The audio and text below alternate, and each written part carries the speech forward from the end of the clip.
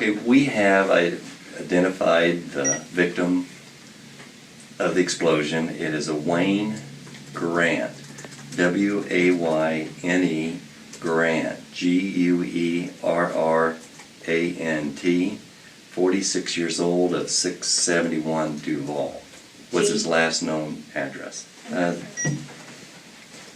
we got this call around 12:18 p.m. yesterday, reference to explosion at Jerry Ivy Park, which is located in South Salina. And just a repeat of yesterday, there was an officer had arrived and saw an individual just lying outside of the truck with severe injuries. He was taken to the hospital and was later pronounced deceased at 2:22 p.m. An investigation into the explosion revealed that it was a explosive device that was found inside the cab, commonly referred to as a pipe bomb. And I'll let you give a description of what you found inside. Okay. Yesterday afternoon, as you're well aware of, we had a fairly large debris field that we had to process, and we did find the remnants of a pipe bomb or incendiary device. It was approximately 5 to 6 inches in length, had double threads on both ends, and was about 3.5 inches in diameter. We found remnants inside the cab of the vehicle, as well as some exterior additional smaller pieces from the device. Do you think the actual pipe bomb was placed there by someone else, or do you think this gentleman did this? Who wants to talk about that? I hate to speculate as far as where it originated or anything of that nature, but it was fairly obvious as we processed the scene that the explosion did happen within the cab of the vehicle itself, excuse me, which is where the gentleman was at the time of the explosion. We cannot determine whether or not it was a accidental or intentional. All we know is that he was inside when the explosion happened. How it happened, we don't know. There was a wick in a... We were able to, on scene, put some of the components back together, at which point we did find an actual, what's called a wick hole, or where the wick from the incendiary device would be placed. So we do know that it was actually more than just a couple pieces of pipe, just simply in the cab of the truck. You know, fortunately yesterday it was during the lunch hour, but it was during the weekday versus a weekend type scenario where there would be more people in the park, a lot more activity going on. We did have debris scattered probably 150 feet in pretty much a 360-degree direction of the vehicle. Primarily a lot of glass debris. The windshield was blown out. A lot of the other fragmentation was all tempered glass from the windows of the vehicle. Did you search his home? Yes, we was able to obtain a search warrant for the residence of 671 Duval, and we did find some black smokeless powder container, a black smokeless powder container that was nearly empty. We can't say that that powder was used for that pipe bomb, but we assume that's what was used. The extent of his injuries, was it fire related, shrapnel related? Type of injury? There is an autopsy being conducted, and so as far as the injuries related to the explosion, we'll have to later find out about that. Could have been a suicide? It could have been a suicide. We don't know. It could have been accidental. We haven't determined whether it's going to be a suicide or an accident. So far, we don't have any information that would connect it to directly say it's a suicide. Is this someone that you have had contact with in the past? No, I cannot reveal that information. Did he live alone at the home? No, there's other people that do live at that residence also. And his family's been notified? Yes. Do you believe, could it have been left, do you think it could be a homicide, a potential homicide? No, we don't have any evidence indicating it's a homicide. That's what I was gonna follow up. Is there a person of interest that you might be looking for, or No. people, or? So far, the only thing we have is that there was an explosion inside the cab with a galvanized pipe bomb and this individual, but we are continuing our investigation, but so far has not led to any indication that this is a criminal homicide. Were there any other unexploded items found at the scene, or? No. No, okay. We had several, which you may or may not have seen, we had several Kansas Highway Patrol bomb dogs arrive on scene. They searched the entire park, looking for any ancillary incendiary devices. There were none found, so obviously we were still processing the scene, but once the park became available, excuse me, at the conclusion of our investigation, the park is now rendered safe to be open for the public use again. Was there any indication early in your investigation that this was probably an explosive device that was discharged in the truck? You know, initially it was hard to tell exactly what had happened just because of the amount of the debris and exactly what happened. I mean, it was obvious it was a major explosion inside the cab of that vehicle. You know, we didn't have any real assumptions at that point. Our primary goal at first was obviously the safety of our personnel, the safety of any citizens that might be in the area first, to make sure that we could then go in and safely conduct an investigation to check for any secondary devices or ancillary devices, like I said, of which we found none. So. How lucky is it that, I mean, it is a park, I know school's in session, but there's usually families. I mean, how lucky is it that he was the only victim, I guess? Obviously, we're very lucky. I mean, there could have been obviously people walking or playing in that area at any point in time, and there could have been some injured people as a result of this action. Fortunately, the incident occurred at a point where nobody other than the gentleman himself was harmed as a result of this. Were your witnesses in the park that heard the explosion, or did anybody see it take place?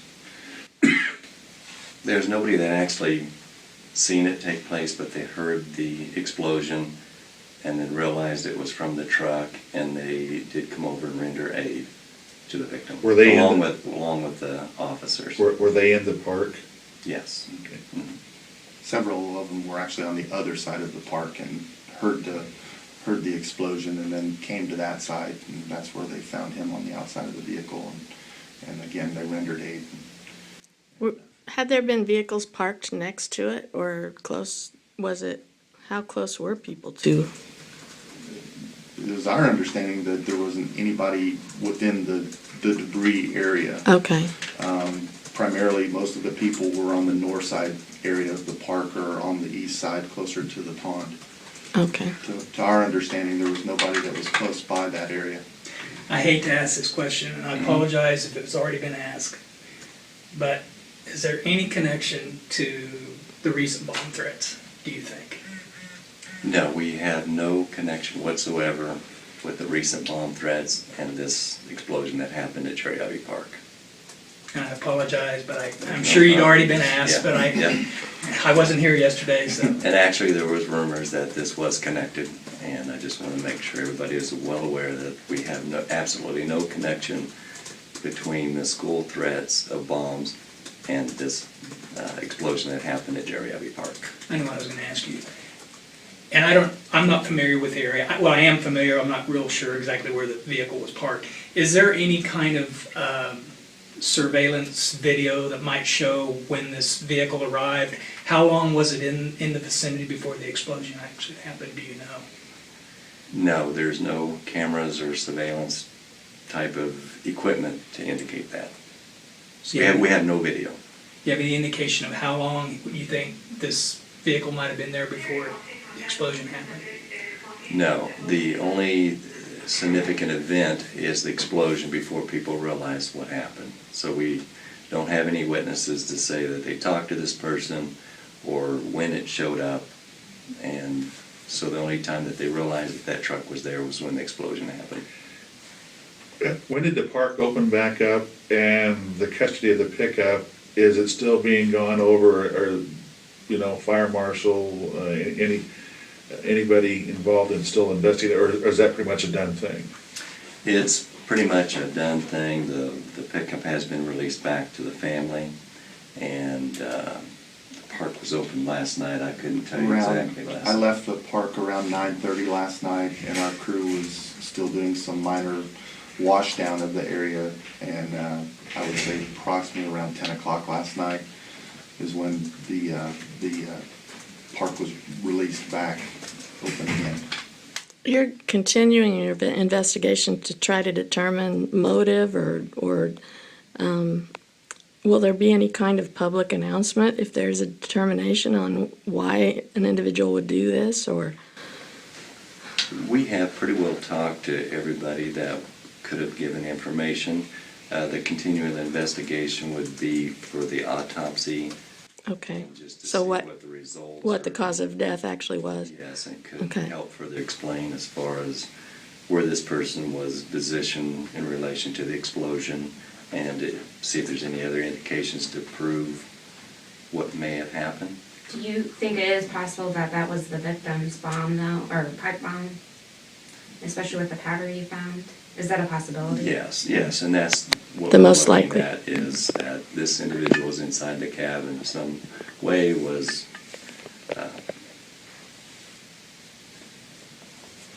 had the pipe bomb, and exactly what was the actions that transpired just before the explosion is what we're trying to Are you determine. still calling him a victim, I guess? That's, I don't know how he's deceased, and so I will just say that he's the person that was with the pipe bomb before it exploded. Did the impact of the explosion, do you believe he got out of the truck, or did the explosion itself remove him from the truck? Would there be any indication of how that occurred? We weren't able to determine whether the blast itself released the driver's door, or if he was able to physically open the door himself and trying to get out of the vehicle and then collapse beside there.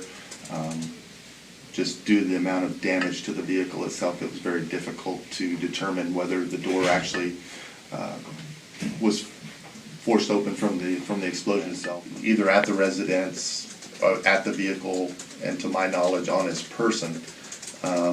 There was a lot of burnt material inside the cab. To say if there was something in there, again, I can't speculate, that may have been destroyed in the process of the explosion, but nothing visible that we found led us to any indication that this was something, whether it was a suicide or if it was an intentional situation. Like I said before, a lot of that is just, information that unfortunately lies with him, and we just won't have those significant details. And then, so you believe that he was inside the cab with the pipe bomb at some time, but you're not sure if he himself tried to get out of the bomb, or out of the cab, or if he was forced out by the explosion, because you found him by the car, right? Correct. Upon bystanders' arrival, as well as law enforcement and fire personnel, he was outside of the vehicle on the ground, on the driver's side of the vehicle. Again, whether or not he was ejected from the vehicle from the blast, or if he was able to just roll out of the vehicle, again, we had no witnesses or anything to tell us how he actually got out of the vehicle itself. Do you think it was detonated by like a lighted fuse, or was it like something electronic? We don't know. We weren't able to determine exactly how the explosion happened, whether it was, we did, like I said earlier, we did find a wick hole in there. We didn't find anything that we would label consistent with an electronic type device for explosionary purposes. Again, what he was doing, whether he was there building it, whether it was already built and it went off, unfortunately, those details we just aren't able to obtain.